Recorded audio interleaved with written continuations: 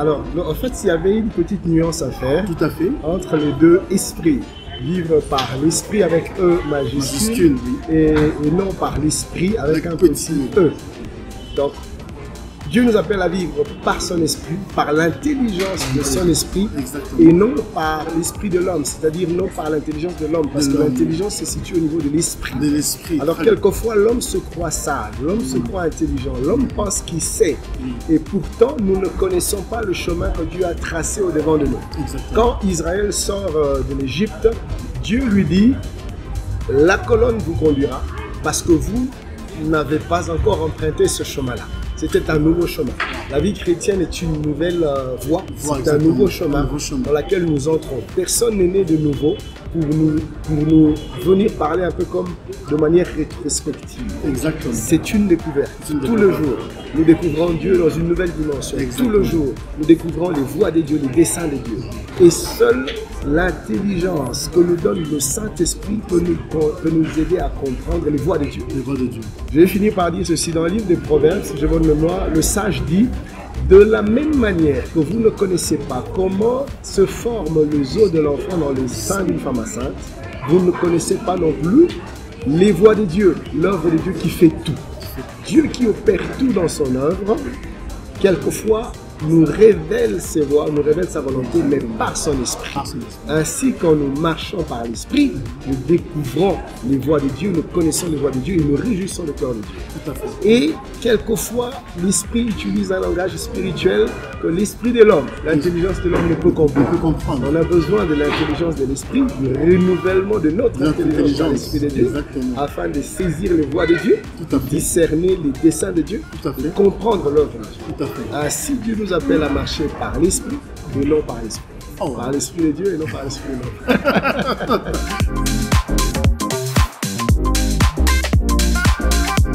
Ce peuple de Dieu.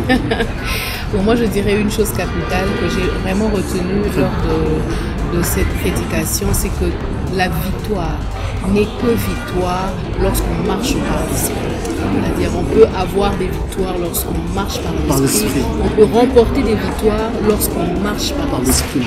Donc, et pour pouvoir bien mener sa vie, pour pouvoir bien mener chaque étape de sa vie, on doit écouter les instructions divines. Marcher par l'esprit est capital pour la vie de l'homme.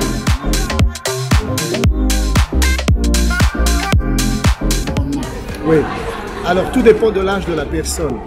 Quand on est mature, c'est-à-dire adulte, je veux dire, émancipé, c'est plus facile parce qu'on a le droit de faire certaines choses. On n'est plus complètement sous le contrôle de parents parce qu'on a une certaine liberté de par son âge. Mais quand on est encore mineur et qu'on vit encore chez ses parents, des fois c'est dur à vivre. Moi-même j'ai vécu ça. Je me suis converti plutôt, je devais avoir 12, 13, 14 ans. Et c'était pas évident avec mes parents parce qu'ils comprenaient pas trop bien dans quoi est-ce que j'étais entré. Parce que mes parents étaient sans salutistes. Moi j'intégrais le pentecôtisme et ils comprenaient pas trop bien et c'était pas évident pour moi. Donc j'ai connu des oppositions comme ça des parents. Alors, dans ce genre de cas, je demanderai aux frères qui traversent ces challenges de développer des vies, des prières personnelles, mais des vies très fortes de prières. Tout à fait. Parce que tu n'auras pas toujours l'opportunité d'aller te rassembler avec les autres frères, prier ensemble parce que les parents ne veulent pas. Mais il faudra alors que toi-même, que tu puisses mettre en place un programme de prières personnelles au quotidien.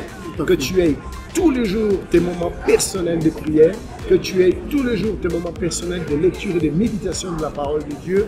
C'est des choses qui vont t'aider à te maintenir dans la foi. Donc tu n'as peut-être pas l'opportunité de prier avec les autres, mais tu as l'opportunité d'être en communion avec le Seigneur tout le jour de ta vie. Et ça va t'aider à tenir ferme dans ta marche chrétienne.